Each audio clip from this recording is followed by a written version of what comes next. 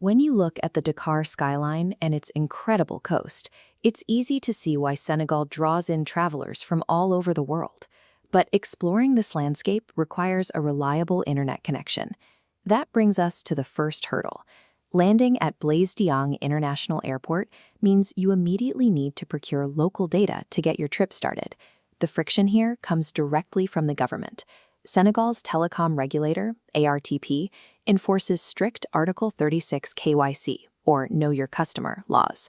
The law requires your mandatory physical presence. You have to hand over your physical passport for scanning and submit to biometric data collection.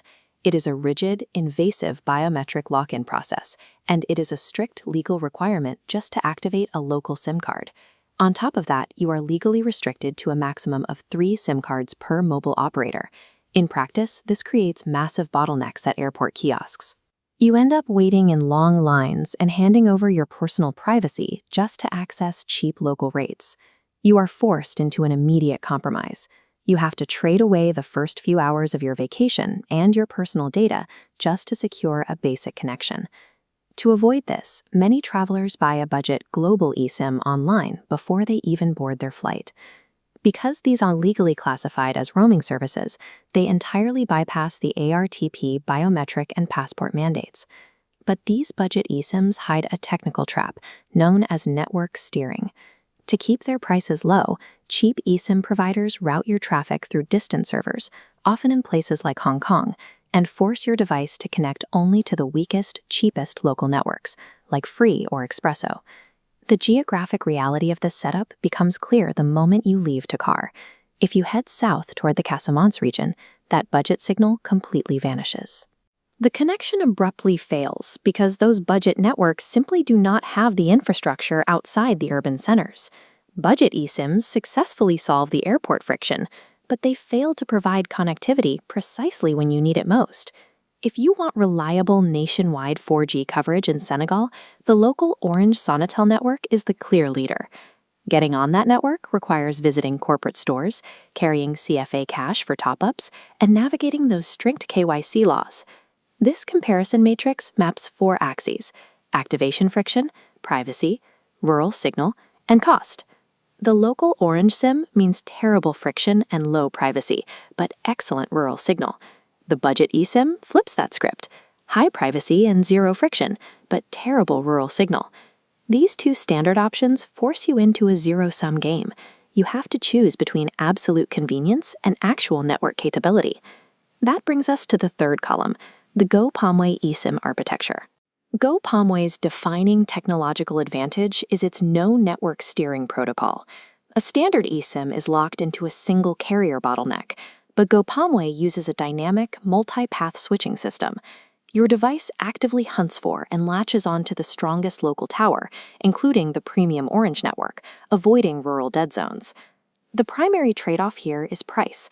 Securing dynamic, premium network access means you pay a higher cost per gigabyte than you would with local options, but that higher cost entirely eliminates the physical KYC bureaucracy and those long airport lines. Go Pamwe costs more per gigabyte, but it buys back your time, protects your privacy, and guarantees premium network access anywhere in Senegal. Travel agencies and tech integrators face a different challenge. They need to solve this connectivity problem for their clients seamlessly. Trying to build a global roaming telecom infrastructure from scratch is a massive capital and regulatory burden.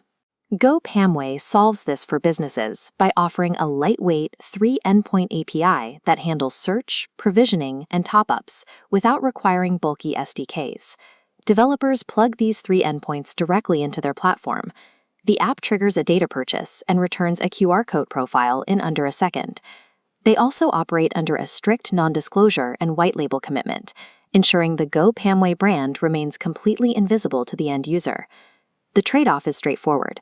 You gain a high-margin ancillary revenue stream, but you must take full responsibility for front-end marketing and customer acquisition. For tech integrators, Go Pamwe completely removes the technical burden of global roaming.